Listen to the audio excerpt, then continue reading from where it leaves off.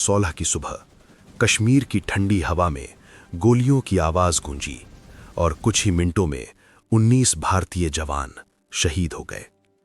लेकिन असली कहानी उस हमले के बाद शुरू होती है, जब सीमा के उस पार जवाब देने का फैसला लिया गया। एक ऐसा फैसला जो अगर जरा सा भी लीक हो जाता तो पूरा उपमहाद्वीप युद्ध की आग में जल सकता था। उरी के ब्रिगेड मुख्यालय पर हमला सिर्फ एक आतंकी वारदात में ही था। यह भारत की सैन्य प्रतिष्ठा और राजनीतिक इच्छा शक्ति को खुली चुनौती थी। जांच में सामने आया कि हमलावर पाकिस्तान अधिकृत कश्मीर से घुसे थे। देश में गुस्सा था, सड़कों पर आक्रोश था और टीवी स्टूडियो में युद्ध की मांग। लेकिन दिल्ली के साउथ ब्लॉक के बंद कमरों में भावनाओं से नहीं, रणनीति से फैसले हो रहे थे। प्रधानमंत्री, राष्ट्रीय सुरक्षा सलाहकार और सेना प्रमुख के बीच लगातार बैठकें हो रही थीं। सवाल साफ था, क्या सीमित जवाब दिया जाए या फिर वही पुरानी रणनीतिक संयम की नीति अपनाई जाए। इस बार माहौल अलग था। सेना के पास विकल्प थे और खुफिया agency research and analysis wing ने कुछ महत्वपूर्ण इनपुट दिए थे। सीमा पार आतंकियों के लॉन्च पैड्स की सटीक लोकेशन, उनकी गतिविधियां और गश्त के समय। लेकिन जानकारी होना और उसे इस्तेमाल करना दो अलग बातें हैं। अगर भारत खुले तौर पर हमला करता तो पाकिस्तान इसे सीधी सैन्य आक्रामकता घोषित कर सकता था। न्यूक्लियर हथियारों से लैस दो देशों के बीच तनाव पहले ही ऊंचा था।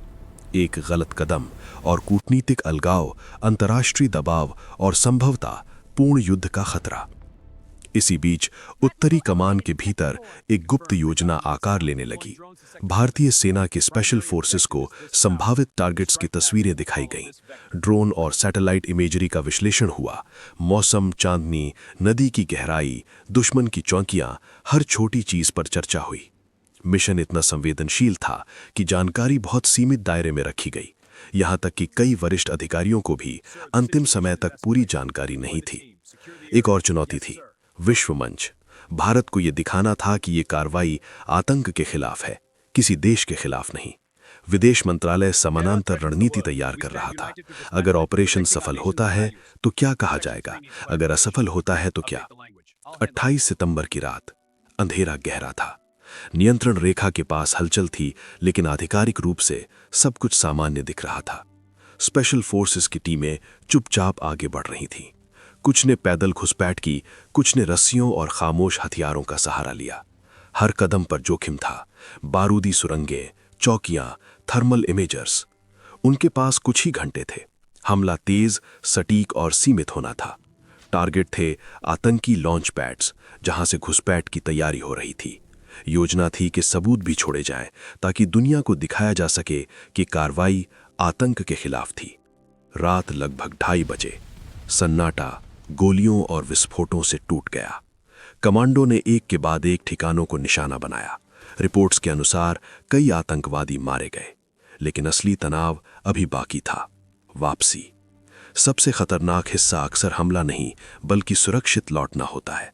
अगर दुश्मन ने घेर लिया, अगर कोई सैनिक पकड़ा गया, अगर रेडियो संचार इंटरसेप्ट हो गया, तो मिशन न सिर्फ विफल होता, बल्कि भारत की आधिकारिक स्थिति भी मुश्किल में पड़ जाती। सुबह होते होते टीमें वापस अपनी सीमा में थीं। ऑपरेशन पूरा हो चुका था। कुछ घंटों बाद भारतीय सेना के डीजीएमओ ने प्रेस कॉन्फ्रेंस में घोषणा की कि नियंत्रण रेखा के पार सर्जिकल स्ट्राइक की गई है। ये बयान खुद एक रणनीतिक कदम था, न बहुत ज्यादा विस्तार, न पूरी चुप्पी। दुनिया की निगाहें अब दक्षिण एशिया पर थीं। पाकिस्तान ने पहले इनकार किया, फिर स्थिति को सीमित रखने की कोशिश की। अंतर्राष्ट्रीय समुदाय ने संयम की अपील की, लेकिन संदेश जा चुका था।